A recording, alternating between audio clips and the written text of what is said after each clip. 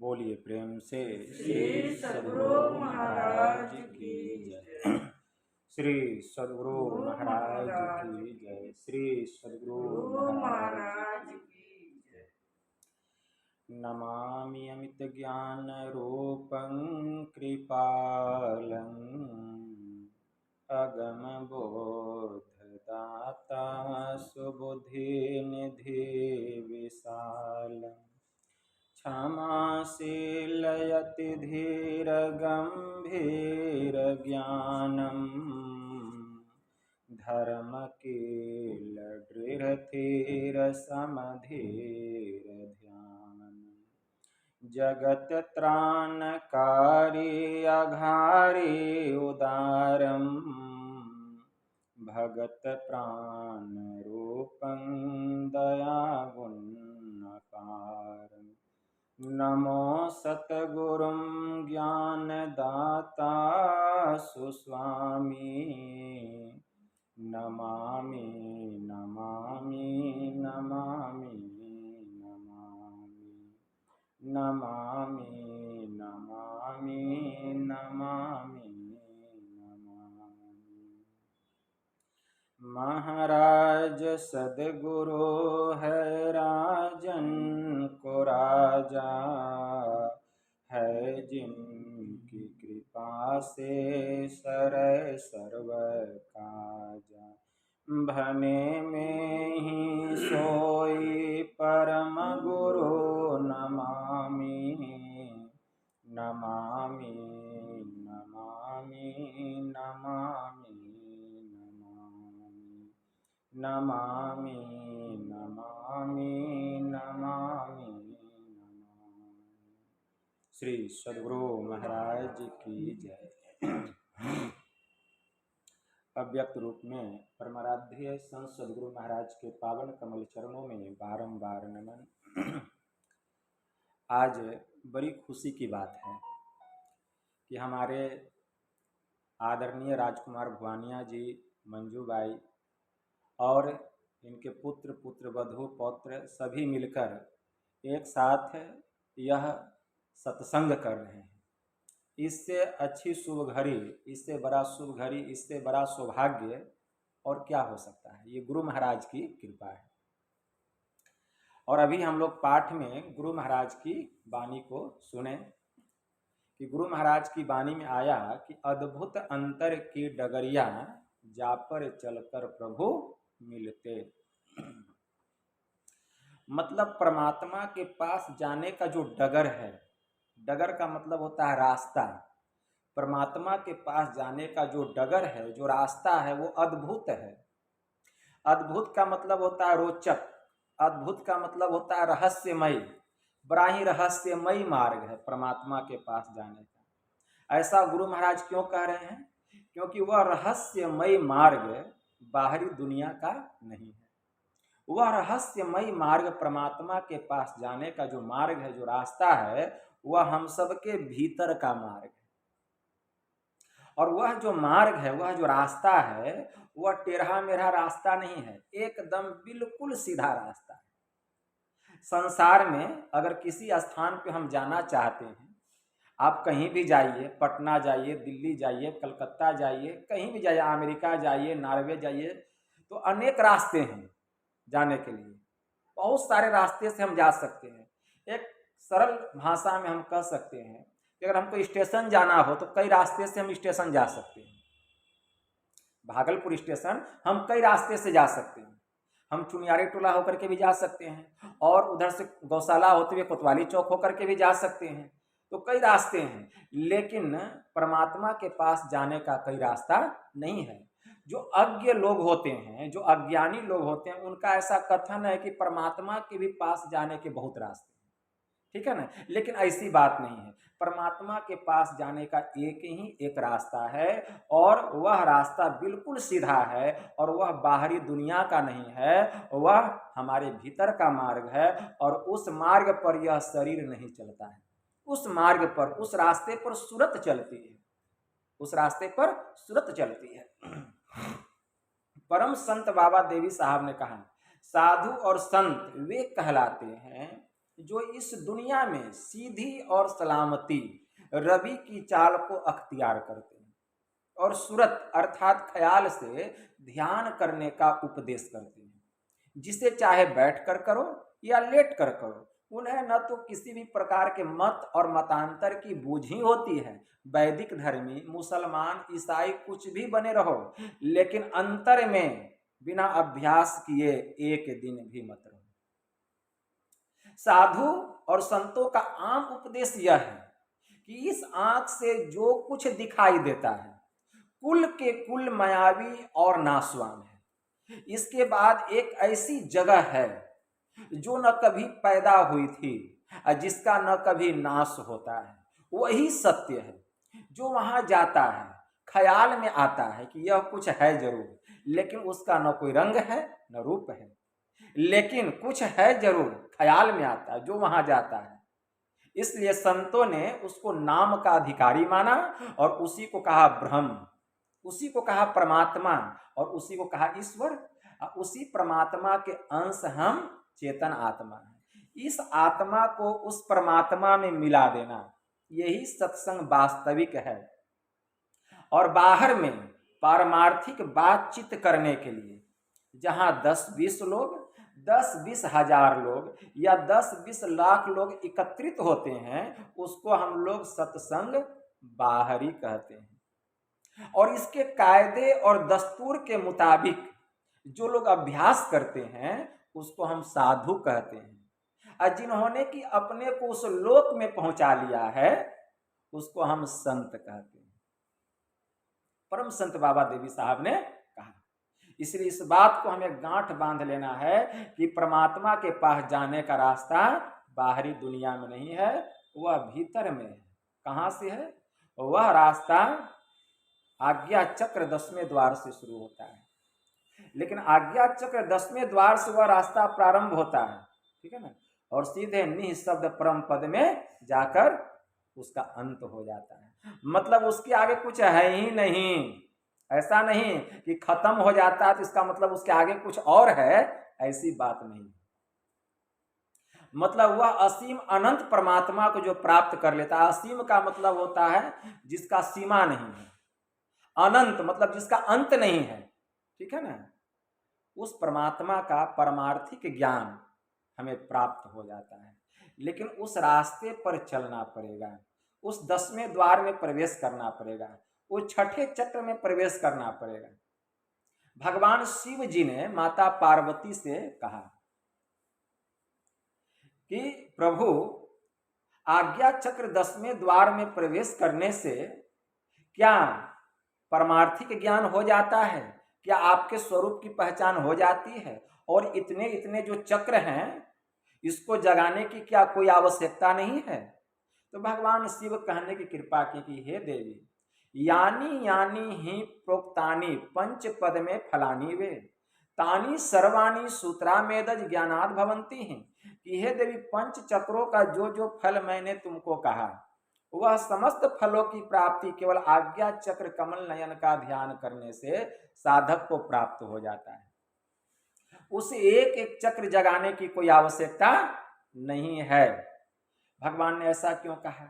भगवान ने ऐसा इसलिए कहा कि भगवान शिव जानते हैं कि ये जो 5 चक्र है, ये 5 चक्रों में हमारी चेतन की धाराएं पसरी हुई है, ठीक है ना, लेकिन जीव यहाँ नहीं है। जो जहाँ रहता है वहीं से चलना प्रारंभ करता है। तो जागृता अवस्था में जीव का वासा होता है त्रिनेत्र में, जिसको शिव नेत्र कहा गया, आज्ञा चक्र 10वें द्वार में। स्वप्न में कंठ में होता है और सुसुप्ति में हृदय में होता है। लेकिन अभी हम जगे हुए हैं, आंख खुली हुई है, तो जीव का वासा है 10वें द्वार में। तो 10वें द्वार में यह जो जीव है, तो जब यह उठेगा तो यहीं से चलना प्रारंभ करेगा। उठेगा मतलब जगेगा, मतलब अभी हम जगे नहीं हैं, अभी हम सोए हुए हैं। सोना किसको कहा गया और जागना किसको कहा गया? जब तक यह जीव 3 अवस्थाओं में रहेगा यह सोया हुआ रहेगा। ब्रह्मोपनिषद में एक मंत्र आया, जाग्रते स्वप्ने तथा जीवो गच्छत्यागच्छते पुनः नेत्र अस्थम जागृत्रम विद्या कंठे स्वप्नम समाविशेत सुसुप्तम हृदयस्थम तो तुर्य मूर्धिन संस्थितम। यह जीव 3 अवस्थाओं में बराबर आता है और जाता है। जागृतावस्था में जीव का वासा दोनों आंखों के मध्य में शिव नेत्र में, स्वप्न अवस्था में कंठ में, और सुसुप्ति की अवस्था में हृदय में होता है। ये 3 अवस्थाओं में जीव बराबर आता है जाता है, तो सोया हुआ रहता है। लेकिन 3 अवस्थाओं के परे एक चौथी अवस्था है, उसको तुरीय अवस्था कहा गया। और तुरीय अवस्था में जीव मस्तक में होता है, जीव मस्तक में होता है तुरीय अवस्था में। इसीलिए 3 अवस्थाओं को पार करके चौथी अवस्था में जाओ, तब यह जीव जगेगा, और नहीं तो यह जीव सोया हुआ रहेगा। तो 3 अवस्थाओं को पार करके चौथी अवस्था में जाने के लिए क्या करना पड़ेगा? भगवान शिव जी माता पार्वती से कह रहे हैं कि हे देवी, इह क्रोति सदा ध्यानम आज्ञा पद्मस्य गोपितम पूर्व जन्म कृतम कर्म विनश्येद विरोधतः। जब कोई साधक या साधिकाएं सर्वदा गोपित होकर आज्ञा चक्र कमल नयन में जो अपने को प्रतिष्ठित करके रखता है, उसका पूर्व जन्म कृत कितना भी पाप हो सबका नाश हो जाता है। यह स्थित सदा योगी ध्यानम कुर्या निरंतरम तदा क्रोति प्रतिमाम प्रति जापम अनर्थवत। जब ऐसी स्थिति किसी साधक की हो जाती है, मतलब जो कोई आज्ञा चक्र 10वें द्वार में प्रवेश कर जाता है, जब किसी साधक की या किसी साधिकाएं की या किसी जोगी की ऐसी स्थिति हो जाती है, तो उसे किसी भी प्रकार का जप करना, किसी भी प्रकार का तप करना, किसी भी प्रकार का तीर्थ करना, ये सब अनर्थवत है, किसी काम का नहीं। तब उसको अपने मन को सीधे शब्द में लगा देना चाहिए। नदानुसंधान की साधना मतलब सुरत शब्द योग की साधना करनी चाहिए। गुरु महाराज की वाणी में आया सुरत शब्द योग हो, और योग क्या करें। आज देखते हैं बहुत तरह का योग चल रहा है, लेकिन जो सुरत शब्द योग की साधना करता है, इससे बड़ा कोई योग ही नहीं है, कोई योग नहीं है। तो ये काम करनी चाहिए। ये जो आज्ञा चक्र 10वां द्वार है, इस द्वार में प्रवेश करने के लिए क्या करना पड़ेगा? इसी के लिए दृष्टि योग की साधना, इसी को सगले नसीरा की साधना कहा गया। लेकिन यह सूक्ष्म साधना है। इस साधना में योग्यता प्राप्त करने के लिए, इस साधना में आगे बढ़ने के लिए हमें कुछ मोटी उपासना करनी पड़ती है। मोटी उपासना क्या है? मानस जप और मानस ध्यान करना पड़ता है। मानस जप में एक नाम का जप, मानस जप में एक नाम का जप, और मानस ध्यान में एक रूप का ध्यान करना पड़ता है। तो मानस जप जो है उसमें एक नाम का जप, तो किस नाम का हम जप करें? हमारे मन में ख्याल आता होगा तो एक गुरु नाम का जप करें। क्यों करें?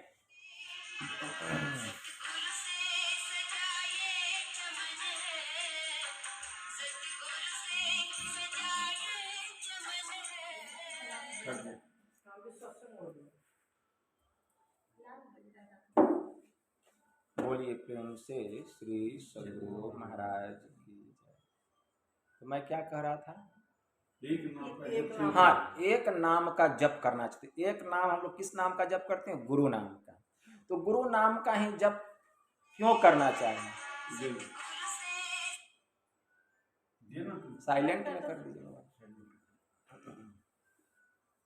तो एक नाम का जप और एक रूप का ध्यान, ये मोटी उपासना है। लेकिन हमारे मन में जिज्ञासा होती है कि एक नाम का जप मतलब गुरु नाम का जप और गुरु रूप का ध्यान, ऐसा क्यों?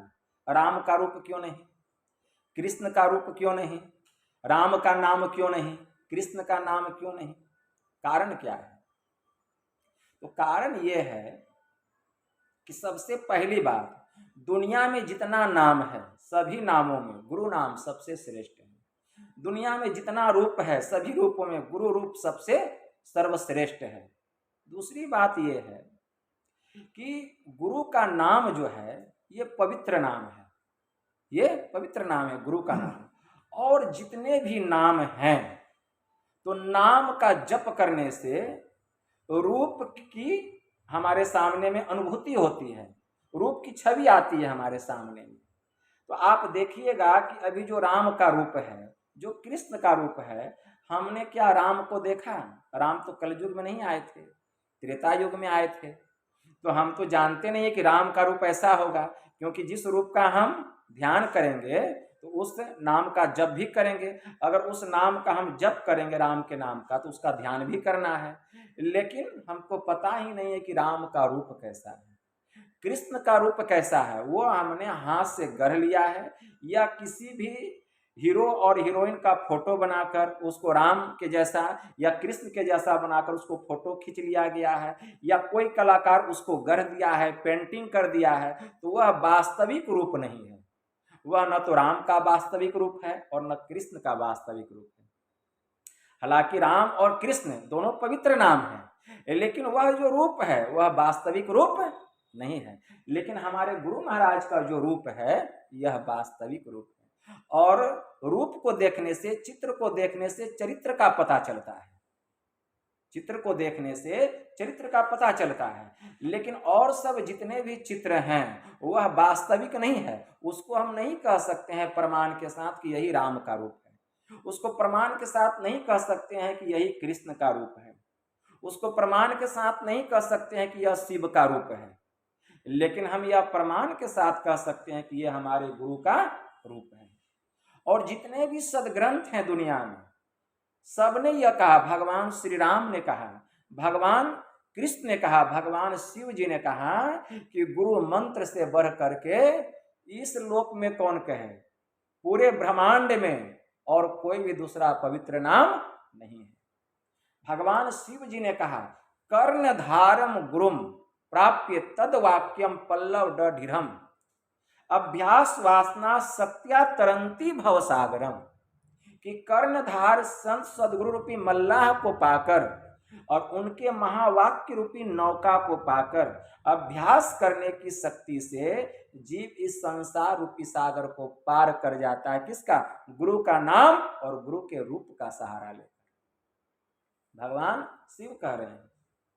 भगवान श्री राम ने भी कहा कि ऐसबरी प्रथम भगति संतन कर संगा, मेरी पहली भक्ति क्या है? संतों का संग करो, संतों का संग करो। भगवान महायोगेश्वर श्री कृष्ण ने अर्जुन से कहा कि हे अर्जुन, तद्विधि प्राणिपातेन परिप्रश्नेन सेवया उपदेशयन्ति ते ज्ञानम अज्ञानिन अस्व तत्वदर्शिनः, कि तत्वदर्शी महापुरुषों के शरण में जाओ। स्वयं भगवान थे कृष्ण, लेकिन उन्होंने क्यों कहा कि तत्वदर्शी महापुरुषों के शरण में जाओ, उनको दंडवत प्रणाम करो, अब कुछ दिनों तक उनकी सेवा करो, खिदमत करो। जब तुम्हारी सेवा से, तुम्हारी खिदमत से वे प्रसन्न हो जाएंगे, तब ये तुमको आत्मज्ञान का रहस्य बतलाएंगे। और उस ज्ञान को जानकर जब तू ध्यान करेगा तो पहले तुझे अपने स्वरूप का ज्ञान होगा, तदंतर मेरे स्वरूप की पहचान होगी और तू सदा के लिए दुखों से छूट जाएगा। भगवान कृष्ण यही कह रहे हैं। इसीलिए हमें गुरु के नाम का जप करना चाहिए। मैं ये नहीं कहता हूं कि राम के नाम का जप नहीं करना चाहिए, मैं ये नहीं कहता हूं कि राम के रूप का ध्यान नहीं करना चाहिए। हमारा कहने का भाव ये है कि हमने आज तक राम को देखा नहीं, लेकिन हाँ मानते हैं कि राम है, वो तो ब्रह्म है, वे तो परमात्मा हैं। वही परमपिता परमात्मा इस संसार में अपने अंश से संत सदगुरु को इस संसार में भेजते हैं। मतलब गुरु में और राम में कोई अंतर नहीं है। राम का यानी ईश्वर का अगर सगुण सकार रूप कोई है तो वे हैं संत सदगुरु। कहने का भाव ये है। और निर्गुण निराकार ब्रह्म स्वरूप परमात्मा, इसीलिए पहले हमें सगुण से सहारा लेना पड़ेगा और तब निर्गुण निराकार के परे तक का ज्ञान प्राप्त करना पड़ेगा। इसीलिए वेद में एक मंत्र आया, ओम युक्त्वाय सविता देवान सवर्यतो धिया दिवम बृहज्योतिः करिष्यतः सविता प्रसूवातीतः। मतलब इस मंत्र के द्वारा वेद भगवान उपदेश करते हैं कि हे योगाभ्यास सीखने वाले मनुष्यों, सच्चे सदगुरु के द्वारा योग का भेद जानकर तुम अपने भीतर की महान दिव्य ज्योतियां और दिव्य गुण युक्त अनाहत नाथ दोनों को प्राप्त करो। और वह संत सदगुरु जिनसे इस योग का भेद जानना चाहिए, इसके लिए निमित्त मतलब एकमात्र ईश्वर से इस प्रकार की स्तुति करो कि हे जगत प्रसव करता ईश्वर, आप ऐसे विद्वानों को, ऐसे संत सद्गुरु को इस धराधाम पर भेजें जिनसे योग का भेद जानकर हम अपने भीतर की महान दिव्य ज्योतियां और दिव्य गुण युक्त नाहत नाद दोनों को प्राप्त करें और आप सुख स्वरूप परमात्मा को जान सकें, आपको पहचान सकें। यहाँ वेद भगवान भी तो यही उपदेश कर रहे हैं। इसीलिए हमें गुरु के नाम का जप करना चाहिए, गुरु के रूप का ध्यान करना चाहिए। और इसके बारे में और विस्तार से जानना है तो यह जान लीजिए कि जितने भी देवी देवता हैं सब गुण में पड़े हुए हैं, लेकिन जो संत सद्गुरु होते हैं वे गुण से रहित होते हैं। इसीलिए गुरु की भक्ति ही श्रेष्ठ भक्ति होती है। जो गुरु की भक्ति कर लेता है, किसी भी देवी देवता की भक्ति शेष नहीं बचती, सबकी निशेष हो जाती है। लेकिन कोई एक एक देवी देवता की पूजा करते हैं तो और सबकी पूजा शेष रह जाती है। इसको हम खूब याद रखें। संत पलटू साहब की वाणी में आया, बड़ा होए ते ही पूजिए, असंतन किया विचार, असंतन किया विचार ज्ञान का दीपक लेना। देवता 33 कोटि नजर में सबको चीना, और सबका खंडन किया खोज के तीन निकारा, और तीनों में दुई सही मुक्ति का एक के द्वारा। हरि को लिया निकारी बहुरी तीन मंत्र विचारा, हरि है गुण के बीच, असंत है गुण ते न्यारा। अब पलटू प्रथमे संत जन, तब दूजे हैं करतार, बड़ा होते ही पूजिए संतन किया विचार। इसीलिए सबसे बड़े संत होते हैं जो संत की भक्ति कर लेते हैं, पूजा कर लेते हैं। किसी की भी पूजा करने की आवश्यकता नहीं है, बल्कि जितने देवी देवता हैं सब नतमस्तक रहते हैं, लेकिन वास्तव में वह संत सद्गुरु होना चाहिए। और हमारे गुरु का तो कहना ही क्या, पूर्ण थे गुरु महाराज, साक्षात ब्रह्म है। इसलिए हम ऐसे संत की संतान हैं। इसीलिए हमें गुरु के नाम का जप करना चाहिए और गुरु के रूप का ध्यान करना चाहिए। तो इससे लाभ क्या मिलेगा? सूक्ष्म साधना करने में इनका बल मिलेगा। मेरा कहने का भाव, बल मिलेगा। लेकिन बहुत लोग आजकल मनमानी करने लगे हैं, गुरु से भजन भेद ले लिए हैं। कोई राम का जप कर रहा है, कोई राम के रूप का ध्यान कर रहा है। मैंने अपनी कानों से सुना है और मैं जानता हूं ऐसे ऐसे लोगों को। कोई कृष्ण के नाम का जप कर रहे हैं, कोई उनके रूप का ध्यान कर रहे हैं, ठीक है ना। लेकिन एक नाम का जप करना चाहिए, वह नाम गुरु नाम। एक रूप का ध्यान करना चाहिए, वह रूप गुरु रूप। इसको गांठ बांध लेना चाहिए। अगर हम साधना में तरक्की चाहते हैं तब, आगे बढ़ना चाहते हैं, उन्नति चाहते हैं तब, और विश्वास रखना चाहिए कि जैसे हाथी के पद चिन्ह में सब जीव का पद चिन्ह समा जाता है, उसी प्रकार गुरु के नाम में और गुरु के रूप में सब नाम रूप समा जाता है। ये विश्वास रखना चाहिए, पूर्ण विश्वास। हमारे परमाराध्य ने कहा इसलिए एक नाम का जप करना चाहिए, एक रूप का ध्यान करना चाहिए, तो हमें बल मिलेगा सूक्ष्म साधना करने की, दृष्टि योग की साधना करने की योग्यता आ जाएगी। आपको खुद लगेगा। और क्या, जब हम मानस ध्यान करें तो हमारा मानस ध्यान ऐसा होना चाहिए कि शरीर बैठा हुआ है लेकिन हमारा मन जप में लगा हुआ है। अगर मन गप में लगेगा तो किसी को पता नहीं चलेगा, लेकिन हमको पता चल जाएगा कि मेरा मन गप में लग गया है। क्यों? मन मेरा है, तो पता आपको कैसे चल जाएगा? मन तो मेरा है ना, तो पता हम ही को ना लगेगा कि मेरा मन जप में लगा है कि गप में लगा है। इसीलिए मन पर ध्यान लगा करके रखिए, बुद्धि से। जरा सा अनुभव हो कि मन भाग रहा है, पकड़ करके जप में लगा करके रखिए। मन बड़ा शैतान है, मन नहीं पकड़ा जाए बहादुर जवान है, करत रहे खुरखंद बड़ा शैतान। ऐसा यार हरीफ बसे इस हलक में, अरे हाँ रे पलटू उड़ता पोस हजार पंख बिनु पलक में। बिना पंख का मन कहाँ कहाँ चला जाता है। बैठिए ना जप करने के लिए, दिल्ली बम्बई कलकत्ता, जब जो जो कहीं नहीं गए वहाँ वहाँ मन चला जाएगा। तो जो ध्यान करता तब पता चलता मन कैसा है, और जो ध्यान ही नहीं करेगा उसको क्या पता चलेगा कि मन कैसा है। इसलिए मन को जप में खूब लगाइए, खूब मन को जप में लगा करके रखिए। अब बार बार मन को समेट समेट के जप में लगाइएगा तो जप करते करते यह जो मैला मन है ना, यह धीरे धीरे पवित्र होने लग जाएगा। क्यों? मानस जप का मंत्र का अर्थ ही होता है जो मन को त्राण दे दे, मन को सुकून दे दे, मन को शांति दे दे, मन को स्थिरता प्रदान कर दे, उसी का नाम है गुरु मंत्र। अगर हमारा जप ठीक ठीक होने लग जाएगा, ठीक ठीक होने लग जाएगा, देखिएगा कि स्वतः गुरु महाराज की छवि आने लग जाएगी, गुरु महाराज की छवि आने लग जाएगी। कोई व्यक्ति अंधा है, उसने कभी रूप को नहीं देखा है, लेकिन अगर वह भी गुरु मंत्र का जप करेगा तो गुरु का रूप उसके सामने आ जाएगा, जबकि उसने कभी रूप को नहीं देखा है। लेकिन अगर ठीक ठीक मंत्र का जप करे, मानस जप करे, तो गुरु महाराज का हूबहू रूप उसके सामने आ जाए। मंत्र में इतनी शक्ति है, गुरु मंत्र में। गोस्वामी तुलसीदास जी महाराज ने लिखा, अनेक कोटि मंत्राणी चित्त व्याकुल कारणम मंत्र गुरो प्राप्य, मंत्र गुरो स्यादमेकम प्राप्य। गोस्वामी तुलसीदास जी महाराज कहते हैं कि संसार में अनेकों मंत्र हैं, करोड़ों मंत्र हैं, जो लेकिन अनेकों मंत्र में अपने मन को लगा करके रखता है, उसका मन स्थिर होने के बजाय चंचल हो जाता है, उसका मन चंचल हो जाता है। तो अनेक कोटि मंत्राणी चित्त व्याकुल कारणम अब मंत्र गुरु प्राप्त मेकम स्याद सर्व सिद्धिधम। लेकिन गुरु प्रदत्त विधि से, गुरु प्रदत्त विधि से जो एक नाम का गुरु मंत्र का जप करता है, तो यह मंत्र जो है सभी प्रकार की सिद्धियों का कारण है। मंत्र गुरु प्राप्त मेकम स्याद सर्व सिद्धिधम। गुरु प्रदत्त विधि से अगर कोई मंत्र का जप करेगा तो यह सभी सिद्धियों का कारण है। इसीलिए गुरु प्रदत्त विधि से एक नाम का जप, गुरु मंत्र का जप मानस जप करना चाहिए।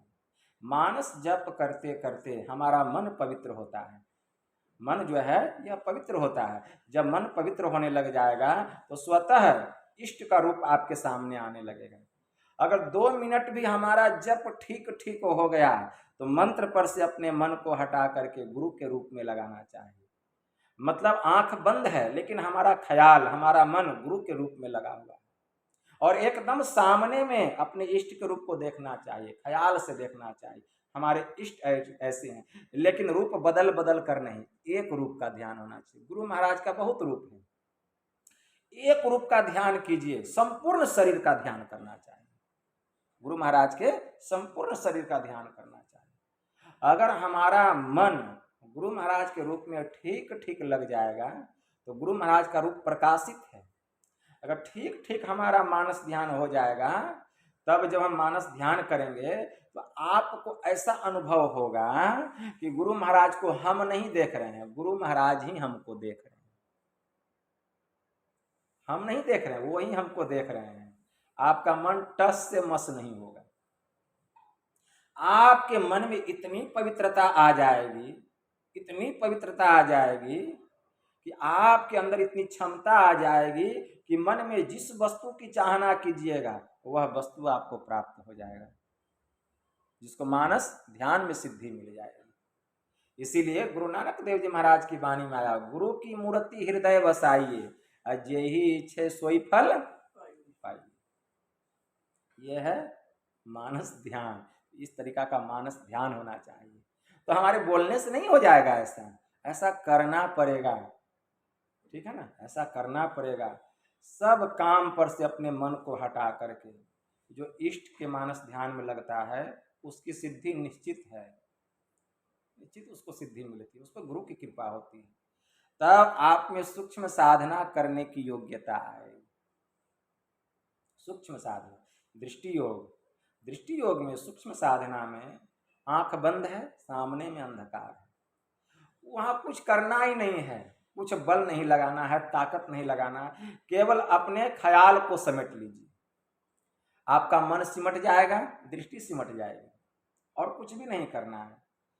सबकी दृष्टि नहीं सिमटती है, अजगर की दृष्टि जो है बड़ी सिमटी हुई होती है, एक बात याद रखिए। इसीलिए वह अगर किसी को गौर से देख लेता है तो वह व्यक्ति खिंचाते हुए उसके सामने आ जाता है और उसको वह अपना आहार बना लेता है। आपकी दृष्टि में ताकत आ जाएगी। अगर आपकी दृष्टि सिमट जाएगी, आप जिसको देख लीजिएगा वही आपको देख के आकर्षित हो जाएंगे। क्यों? आपकी दृष्टि सिमट गई है, खिंचाव आ जाएगा, ठीक है ना। तो लोग सोचते हैं कि ये कोई मंत्र जानते हैं, कोई जादू टोना जानते, नहीं, हमने वैसी साधना की, हमारी दृष्टि सिमट गई, ठीक है ना। अगर हम किसी को गौर से देख लेंगे या किसी की दृष्टि हम पे गौर कर जाएगी तो वह जो आकर्षित होने लगते हैं। ये दृष्टि का सिमटाव है, ठीक है ना। तो जिसकी दृष्टि जितना सिमट जाती है उतना उसका अंधकार भी सिमट जाता है। अभी अंधकार पहाड़ के जैसा है, आंख बंद है, अंधकार पहाड़ के जैसा है, ठीक है। अब दृष्टि हमारी सिमट गई, अभी हम बाहर में देख रहे हैं, हमारी दृष्टि पसरी हुई है। अब बाहर में कोई चीज हमको बहुत पसंद आ जाए तो हम गौर से उसको देखने लगते हैं, तो हमारी दृष्टि सिमट गई। अब बगल से कोई व्यक्ति गुजर भी जाते हैं तो हमको पता नहीं चलता है, क्यों? हमारी दृष्टि सिमट गई, ठीक है ना, दृष्टि सिमट गई। उसी प्रकार जब हमारी दृष्टि अंधकार में सिमट जाती है तो अंधकार पहाड़ के जैसा जो है तो वो तिल बिंदु के जैसा हो जाता है। क्यों? आपकी दृष्टि उतनी सिमट गई, तो आपकी दृष्टि सिमट गई तो अंधकार तिल के जैसा दिखाई दे रहा है, ठीक है ना। लेकिन अंधकार तो पहाड़ के जैसा है, आपकी दृष्टि सिमट गई तो अंधकार तिल के जैसा हो गया। इसी को संत तुलसी साहब ने कहा, तिल परिमाने लगे कपाटा, मकर तारतः जीव का बाटा। इतना भेद जाने जब कोई, तुलसीदास साध है सोई। निस्दिन सुरति रहे लवलाई, पल पल राखे तिल ठहराई।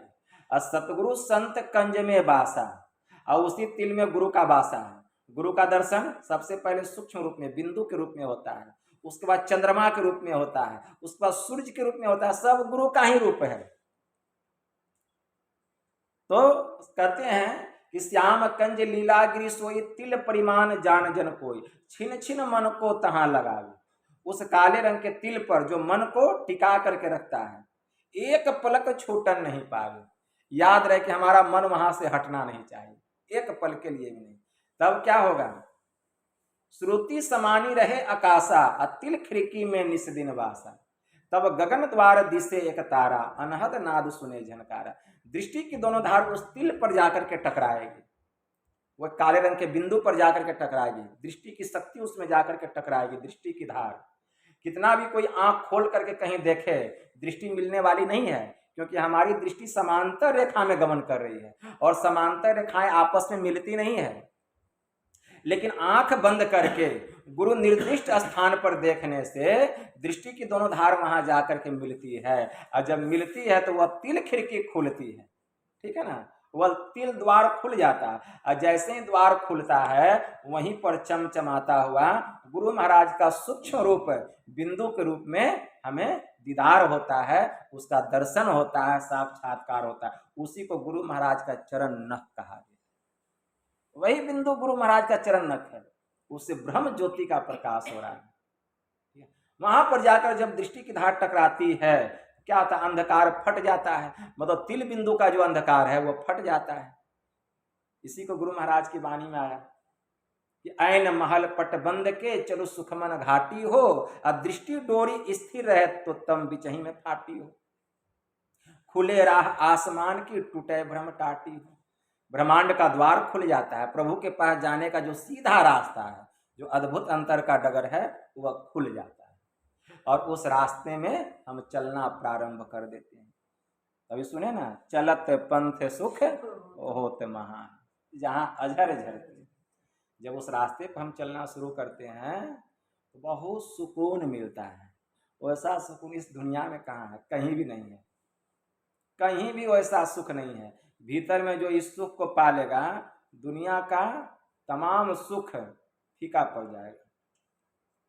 चलत पंथ सुख होत मा, जहां अझर झरते, ठीक है ना, वहां पर अमृत की वर्षा हो रही है, चांद की चांदनी हो रही है, नाना प्रकार के आकाश गंगाओं का प्रकाश हो रहा है, बहुत आनंद। क्या बोले? अधर वहां नाना प्रकार का दानी चमक रहा है, वहां नाना प्रकार का रंग बिरंग का, वही तो मैं कह रहा हूं, वहां झक झक प्रकाश हो रहा है, ठीक है ना, वहां झक झक प्रकाश हो रहा है। और एक रंग का प्रकाश नहीं हो रहा है, 5 मंडलों का जो प्रकाश है, ठीक है ना, वहां हो रहा है। 5 मंडल का प्रकाश। 5 मंडल कौन कौन है? प्रकाश मंडल है। 5 मंडल का प्रकाश कौन कौन है? जो कोई सहस्त्र दल कमल में प्रवेश करता है तो यहाँ विद्युत मंडल का प्रकाश होता है, यहाँ ज्योति मंडल का प्रकाश होता है, यहाँ नक्षत्र मंडल का प्रकाश होता है, यहाँ चंद्र प्रभा मंडल का प्रकाश होता है, यहाँ दीप शिखावत मंडल का प्रकाश होता है। यही 5 मंडल का प्रकाश होता है। विद्युत मंडल का प्रकाश लाल बतलाया गया, ज्योति मंडल का प्रकाश पीला बतलाया गया, नक्षत्र मंडल का प्रकाश नीला बतलाया गया, दीप शिखावत मंडल का प्रकाश हरा बतलाया गया, चंद्र प्रभा मंडल का प्रकाश श्वेत उज्ज्वल बतलाया गया। यही 5 मंडल का प्रकाश होता है। ठीक है ना, बड़ा आनंद आता है। तो चलत पंथ सुख होत महा है जहां अझर झरत, यही सब अझर झरता है। ठीक है ना, तब अमृत ध्वनि की नौबत झरत। अमृत ध्वनि क्या है? ये शब्द है और ये तो प्रकाश था, और ये क्या है? अमृत ध्वनि की नौबत झरत। इस शब्द रूपी अमृत की वर्षा होती है, शब्द रूपी अमृत की वर्षा होती है। मतलब अनहद प्रकार के शब्द हो रहे हैं, अनहद प्रकार के शब्द, और अनहद प्रकार के शब्दों में केंद्रीय शब्द को पकड़ना पड़ता है, केंद्रीय शब्द को पकड़ना पड़ता है। 5 मंडल है, 5 मंडल का 5 केंद्र है। जब हम एक वृत्त बनाते हैं तो जहाँ चाप रखते हैं वह वृत्त का केंद्र कहलाता है, तब वृत्त बनता है। तो जैसे वृत्त का केंद्र क्या हो गया? जहाँ चाप रखें वहाँ एक बिंदु हो गया, वो केंद्र हो गया। उसी प्रकार ये 5 मंडल है, अब 5 मंडल का 5 केंद्र है, और 5 केंद्र से शब्द हो रहा है उस मंडल पर। तो जो कोई प्रकाश मंडल में जाता है, इसका केंद्र है त्रिकुटी महल। ठीक है ना, तो अनहद प्रकार के शब्दों में केंद्रीय शब्द को पकड़ते हैं। केंद्रीय शब्दों को पकड़ करके हमारी सूरत उस केंद्रीय गुण से प्रभावित हो जाती है, क्योंकि प्रत्येक केंद्रीय शब्द अपने साथ उस केंद्रीय गुण को लिए रहता है, और जो उस शब्द को पकड़ता है वह भी उस गुण से प्रभावित हो जाता है। आप जिसका संग कीजिएगा वैसा गुण आप में भी हो जाएगा। तो जो कोई उस शब्द को पकड़ता है उस गुण से प्रभावित हो जाता है, और उस केंद्रीय नाद को पकड़कर उस केंद्र पर चढ़ाई करता है। और जब उस केंद्र पर चढ़ाई करते हैं त्रिकुटी महल पर, तो हम अरूप जगत में जाते हैं, रूप का जगत समाप्त हो जाता है। ठीक है ना, स्थूल मंडल और सूक्ष्म मंडल, इसको रूप जगत कहा गया है। हम अदृश्य जगत में चले जाते हैं, अरूप जगत में चले जाते हैं। तो क्या यहाँ अंधकार है? नहीं, अंधकार भी नहीं है, तो प्रकाश भी नहीं है। बड़े विचित्र बात है ना, इसको अपना प्रकाश नहीं है तो अंधकार है? नहीं, अंधकार भी नहीं है। मतलब क्या है? यहाँ अनहद प्रकार के शब्द होते हैं। अनहद प्रकार के शब्दों में कारण मंडल का जो केंद्रीय शब्द है उस शब्द से प्रकाश निकलता है, उस शब्द से प्रकाश निकलता है, और उसी के प्रकाश से यह मंडल जो है प्रकाशित होता है। और यह जो चेतन आत्मा है, इसके ऊपर से 2 आवरण उतर गया, स्थूल आवरण भी उतर गया और सूक्ष्म आवरण भी उतर गया। यह आत्मा प्रकाशित होती है। यह आत्मा जो है, अभी स्थूल शरीर है तो क्या हमारा शरीर प्रकाशित नहीं है? आंख से जो रोशनी निकल रही है, आंख से रोशनी निकल रहा है, तब ना हम बाहर के प्रकाश को देख रहे हैं। बाहर के प्रकाश से हम संसार की वस्तु को नहीं देखते हैं। बहुत लोगों का ऐसा कथन है कि हम बाहर के प्रकाश से संसार की वस्तु को देखते हैं। जी नहीं, हम अपने भीतर के प्रकाश से बाहर के प्रकाश को देखते हैं। बहुत लोग कहते हैं कि अगर सूर्य नहीं रहे तो कुछ दिखाई देगा।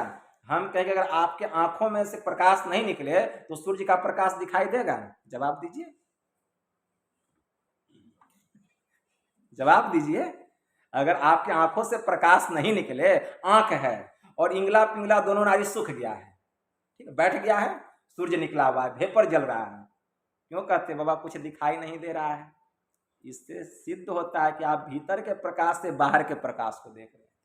जो बाहर के प्रकाश को देखेगा तो फिर अंधा जो रहेगा वो भी देख लेगा, वो भी देख लेगा। वही तो मैंने कहा कि जो इंगला और पिंगला नारी वो सूख गई है, हैं? तो सूरज तो निकला हुआ है, भेपर भी जल रहा है, तो क्यों नहीं दिखाई दे रहा है?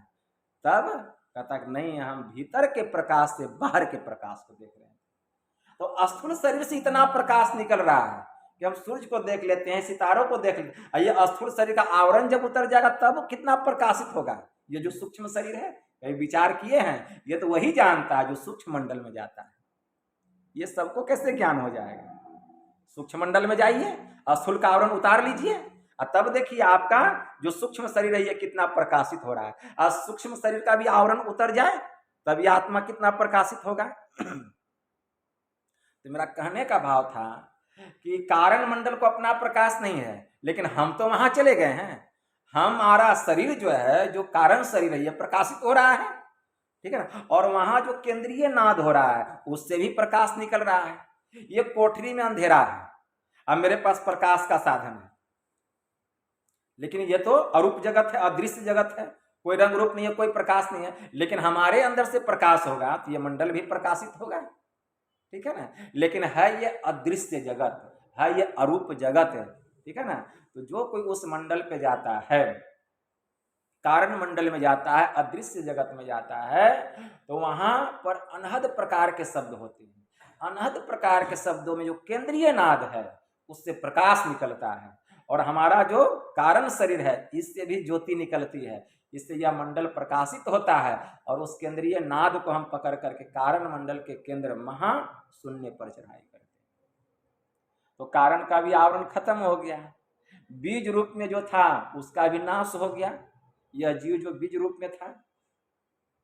अब क्या होता है कि यहां पर अंतःकरण की जो इंद्रियां हैं, मन बुद्धि चित्त अहंकार, ये चारों छूट जाता है।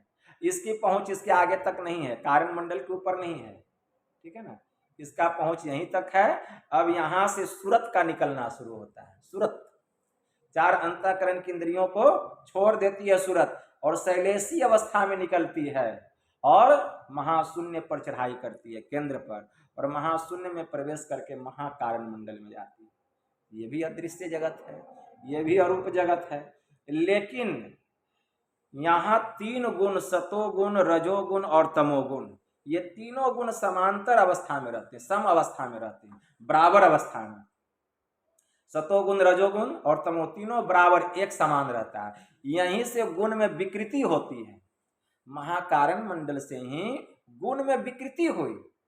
तो कारण मंडल में सतोगुण का पसार हुआ, सूक्ष्म मंडल में रजोगुण का पसार हुआ, और स्थूल मंडल में तमोगुण का पसार हुआ। अब फिर तीनों गुण आकर यहाँ जकड़ गए, तीनों गुण यहाँ आकर के फैल गया चारों तरफ। अभी देखिए सबके भीतर में सतोगुण रजोगुण तमोगुण, सबके भीतर में हर जगह ये तीन गुण हर जगह इस संसार में आकर के जकड़ गया। तो गुणों में विकृति कहाँ से हुआ? महाकारण मंडल से, ठीक है ना, यहीं से विकृति हुई। और यहाँ तीनों गुण सम अवस्था में रहते हैं, बराबर अवस्था में रहते हैं, इसीलिए इसको साम्य अवस्था धारिणी जरात्मिका मूल प्रकृति मंडल कहा गया। मूल मतलब यहीं से जड़ का आवरण बनना प्रारंभ हो गया, तो मूल यही हो गया, महाकारण मंडल ये मूल हो गया, इसलिए इसको मूल प्रकृति कहा गया। साम्य अवस्था धारणी जरात्मिका कहा गया, मतलब जड़ मंडल का यह शिखर बतलाया गया।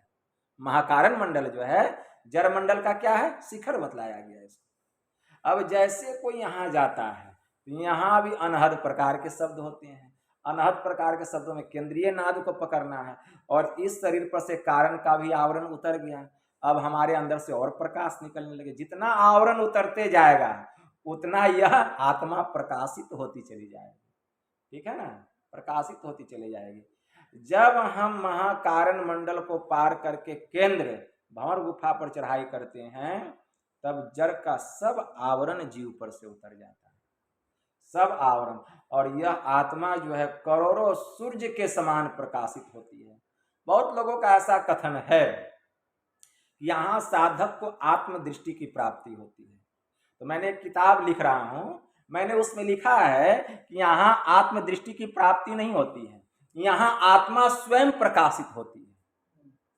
मतलब कहते हैं आत्मदृष्टि की प्राप्ति शैली होगी अपनी अपनी लिखने की, लेकिन मेरा कथन है कि यहाँ आत्मा स्वयं प्रकाशित होती है। आत्मदृष्टि क्या है? कोई आवरण ही नहीं रहता है आत्मा के ऊपर में, तो स्वयं आत्मा प्रकाशित होती है, और वही प्रकाशित आत्मा जो सभी आवरणों से रहित हो जाती है, जड़ के सब आवरणों से छूट जाती है, यह चेतन शुद्ध चेतन, ठीक है ना, शुद्ध यह जो आत्मा है, जब यह सभी प्रकार के जड़ से इंद्रियों से रहित हो जाती है, 31 तत्वों से रहित हो जाती है, अष्टधा प्रकृति से जब रहित हो जाती है, यह जो परा प्रकृति है, तब यह आत्मा स्वयं प्रकाशित होती है, और इसी प्रकाशित आत्मा से उस नाद की अनुभूति होती है जिसको ब्रह्मनाद कहा गया, इसको ब्रह्मनाद, जिसको सार शब्द कहा गया है, ठीक है ना, उसकी अनुभूति होती है। जब तक यह आत्मा प्रकाशित नहीं होगी, जब तक सभी प्रकार के जड़ के आवरण से हम अपने को अलग नहीं करेंगे, जब तक सभी प्रकार के इंद्रियों के आवरण से यह चेतन आत्मा रहित नहीं होगी, तब तक उस ब्रह्मनाद की अनुभूति नहीं होगी।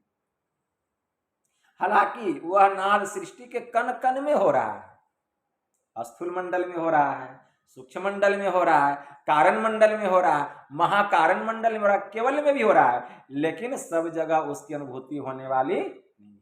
कहाँ होगी?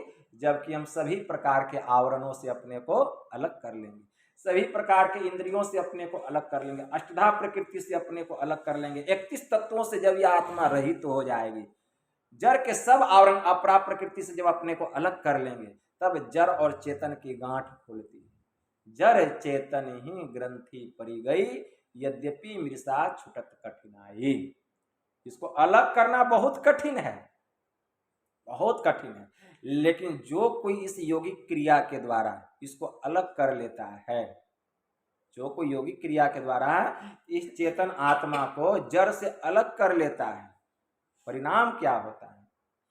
स्वामी ब्रह्मानंद जी महाराज की वाणी में आया, जिमी दूध के मथन से निकसत है घीव जतन से, अतिमि ध्यान के लगन से पार ब्रह्म ले निहार। अब ब्रह्म का ज्ञान होता है, तब उसकी अनुभूति होती है, ऐसी अनुभूति नहीं होती है, ठीक है ना, ऐसी अनुभूति नहीं होती है। और जब हमको अपना ज्ञान हो गया, हम देख लिए मेरा स्वरूप कैसा है, जब नीचे देखते हैं हम, जिधर से आए हैं उधर संसार की ओर जब अपनी दृष्टि को दौड़ाते हैं, जब चेतन आत्मा देखती है, शुद्ध चेतन आत्मा लज्जित होती है। लज्जित क्यों होती है? कि हम क्या थे और कहाँ पड़े हुए थे। समझिए इस बात को, हम क्या थे, हम अपार सत्ता हैं, लेकिन हम कहाँ पड़े हुए थे, अपने आप में लज्जित होती है, ठीक है ना, जब देखती है, ठीक है ना, और तब जो है इसको अपना ज्ञान होता है। बाबा संत कबीर साहब की वाणी में आया, स्वरूप अखंडित चेतनस्य चेतन, ऊंचे नीचे आगे पीछे दाहिने बाएं अनन्य, बड़ते बड़ा छोटते छोटा, मीही ते सब लेखा, और सबके मध्य निरंतर वह साईं, दृष्टि दृष्टि सो देखा। तब वह सबके भीतर में उस ब्रह्म को देखने लगता है। चाम चश्म सो नजरिन आवे, खोजू रूह के नैना, अचुन चगुन बजुद न मानो, अते सुभा नमुना ऐना। जैसे ऐना सब दर्शावे, जो कुछ भेष बनावे, ज्यों अनुमान करे साहब का, सो साहब दर्शावे। जाही रूह अल्लाह के भीतर, ते ही भीतर के ठाई, अरूप अरूप हमारी आस है, हम तो दुनहों के साईं। जो कोई रूह आपनी देखा, सो परमारथ को पेखा, कहे कबीर स्वरूप हमारा साहब का दिल देखा। ठीक है ना, साहब का दिल मतलब परमात्मा का दीदार हो गया, खुदा का साक्षात्कार हो गया। कैसे? जब तक अपना ज्ञान नहीं होगा, कैसे उनकी पहचान होगी? इसीलिए एक फकीर ने कहा, मुर्शिद ने, मिलने की आरजू है तो खुद को मिटा के देख। मिलने की आरजू है तो खुद को मिटा के देख, अब पर्दा नसीन गर है तो जरा पर्दे से आके देख। जिसको तू ढूंढता है मिलेगा तुझे यहीं, दरियाए इश्क में जरा गोता लगा के देख। मस्जिद खुदा का घर है, यह कहते हैं शेख जी, अरे खुद ही खुदा का घर है, खुद ही को मिटा के देख। मुल्ला की बांग को, मतलब मौलाना की बांग को सुनता है सामो शहर इमाम, अजान होता है, लेकिन बांगे इलाही हो रही, जरा गोसे में आके देख, भीतर में प्रवेश करके देख। कौओं से हंस बन रहे हैं सब मुर्शिद के पास में, और तालिबे दिदगर है तो जरा सजदे में आके देख। मिलने की आरजू है तो खुद को मिटा के देख।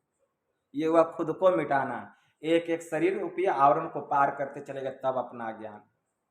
ऐसे अपना पहचान होता है। यही कला है, यही सीधा रास्ता, जो इस सीधे रास्ते पर चलेगा सभी आवरणों को पार करेगा। अमृत ध्वनि की नौबत जरत बर भागी सुनते, सुनत लखत सुख लहत अद्भुति, अब में ही प्रभु मिलते।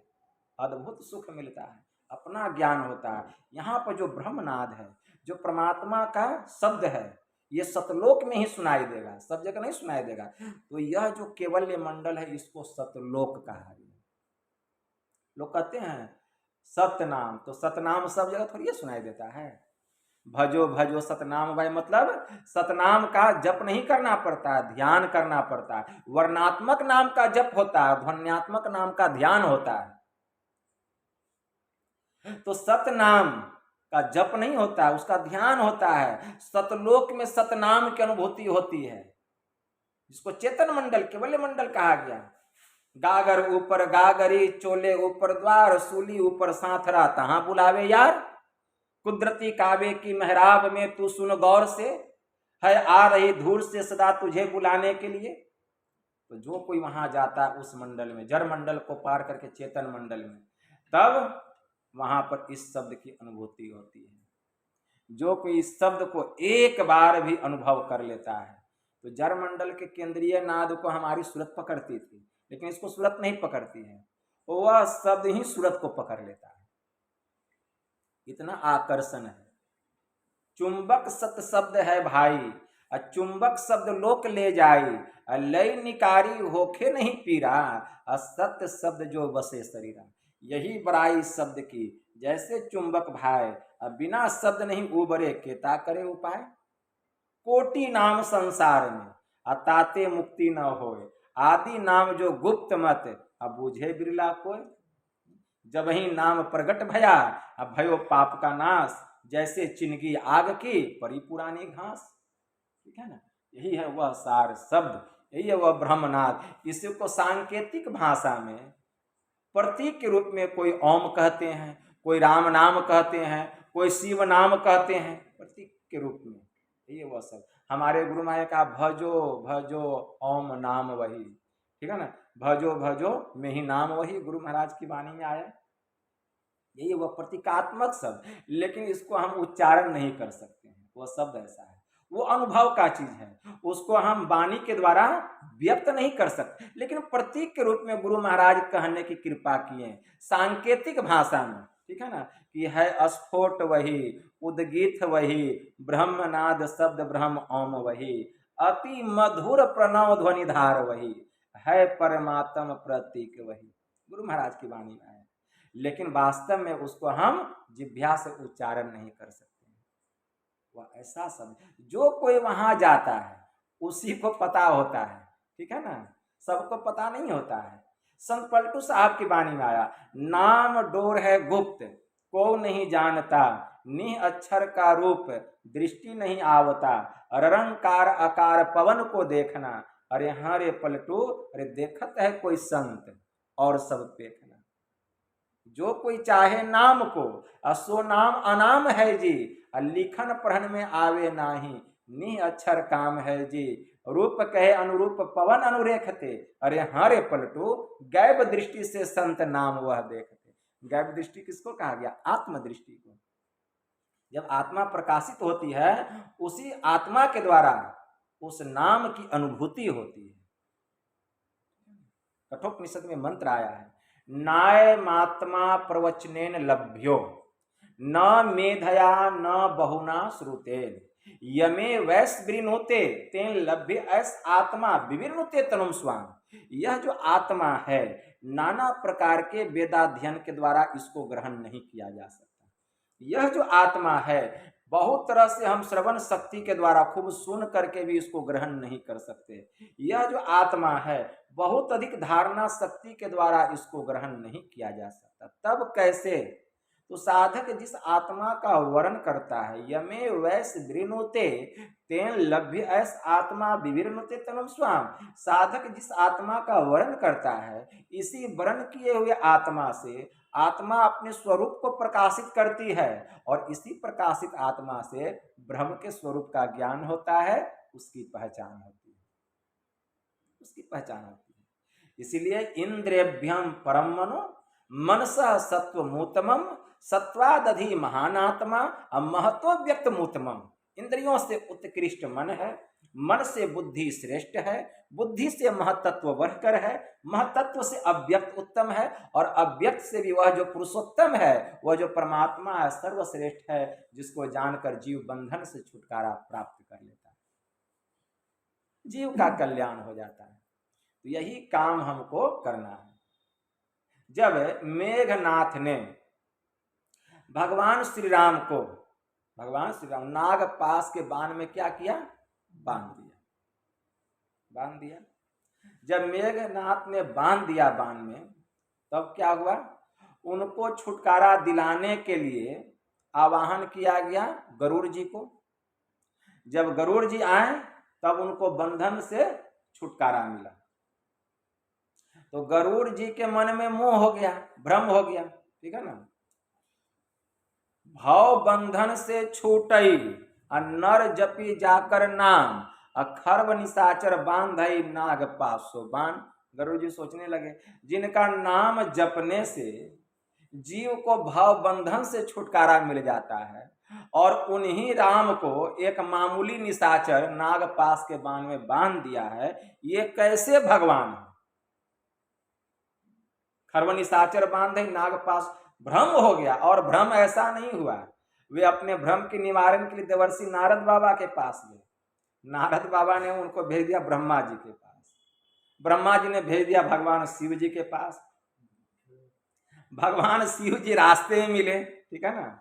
जब रास्ते में मिले, ठीक है ना, भगवान शिव, तो जब भगवान शिव जा रहे थे कहीं माता पार्वती के साथ, मिले मिलई गरुड़ मार्ग महमोही, कवन भांति समझावो तो ही, जब कुछ काल करिए सत्संगा, तब हो ही सब संशय भंगा। कि हे गरुड़, आप तो मुझे रास्ते में मिल गए हैं, लेकिन अभी हम कहीं जा रहे हैं, आपको बहुत बड़ा भ्रम हो गया है। यह भ्रम का निवारण तभी होगा जबकि आप कुछ काल सत्संग कीजिएगा कि राम ब्रह्म है कि नहीं है। तो सत्संग कहाँ जाएं सुनने के लिए, तो चले जाइए नीलगिरी पर्वत पर, काकभुसुंडी जी का सत्संग होता है। नीलगिरी पर्वत पर गए हैं, काकभुसुंडी जी का सत्संग होता था वहाँ। और वहीं पर बहुत रावण के जन्म की कथा, कुंभकर्ण के जन्म की कथा, अपने जन्म की कथा, बहुत सारी कथाओं को सुनाए और ये भी बताए कि हमको भी यही भ्रम हुआ था जो तुमको भ्रम हो गया है। उसके बाद अपने अनुभव ज्ञान की बात सुनाए, अनुभव ज्ञान की बात सुनाए कि निज अनुभव अब कहूँ खगेसा, बिनु हरि भजन न जाई कलेसा, राम कृपा बिनु सुनु खगराई, जानी न जाई राम प्रभुताई, जाने बिनु न होई प्रतीति, बिनु प्रतीति होई नहीं प्रीति, प्रीति बिना नहीं भगति ढिढ़ाई, जिमी खगेश जल के चिकनाई, बिनु गुरु होही की ज्ञान, ज्ञान की होही वैराग्य बिनु, गावही वेद पुराण, सुख की लहिए हरि भगति बिनु, को विश्राम की पाव तात सहज संतोष बिनु, जल बिनु चलई की नाव, कोटि जतन पची पची मरी, बिनु संतोष न काम न साही, अकाम अछत सुख सपने हो नाही, राम भजन बिनु मिटही की कामा, अथल विहीन तरु कबहू की जामा। बहुत तरह से समझाएं, इसका व्याख्या करने में बहुत समय लग जाएगा, ठीक है ना। तब बहुत जब सुना तब उनका मोह दूर हुआ है, उनका भ्रम दूर हुआ है, ठीक है ना। तो भ्रम किसको नहीं हुआ, ब्रह्मा जी को भ्रम हुआ, गोपी गवालों के साथ देख करके भगवान कृष्ण को, देवर्षि नारद बाबा को भ्रम हुआ, स्वयं सती को भ्रम हुआ, ठीक है ना। तो हम लोग तो साधारण जीव हैं, ठीक है ना, लेकिन सत्संग करते करते हम दृढ़ हो जाते हैं, भ्रम दूर हो जाता है। इसीलिए जो पूर्ण हो गए हैं, जो पूर्णता को प्राप्त कर लिए हैं, ठीक है ना, ऐसे महापुरुषों का दर्शन कर लेने से ही दुख भाग जाता है, दूर हो जाता है, सुख और शांति की प्राप्ति हो जाती है। ऐसे संत सदगुरु के हम लोग संतान हैं, ऐसे गुरु की भक्ति करनी चाहिए। गुरु ब्रह्म है, ठीक है ना। संत भगवंत अंतर निरंतर नहीं कछु किमपि, मति विमल कह दास तुलसी, साहब से सतगुरु भय, असतगुरु से भय साध, ये तीनों अंग एक है, गति कछु अगम अगाध, साहब मिले सतगुरु मिले, अंतर रहा न रेख, मनसा वाचा कर्मना साधु साहब एक। इस भाव से हमें संत सदगुरु की भक्ति करनी चाहिए, हमारा परम कल्याण होगा। समय भी 1 घंटा हो चुका, तो यही थोड़ा सा आप लोगों को हम सुना दिए। बोलिए प्रेम से श्री सदगुरु महाराज। बाबा, पहले ज्ञान की पहले बैराग्य,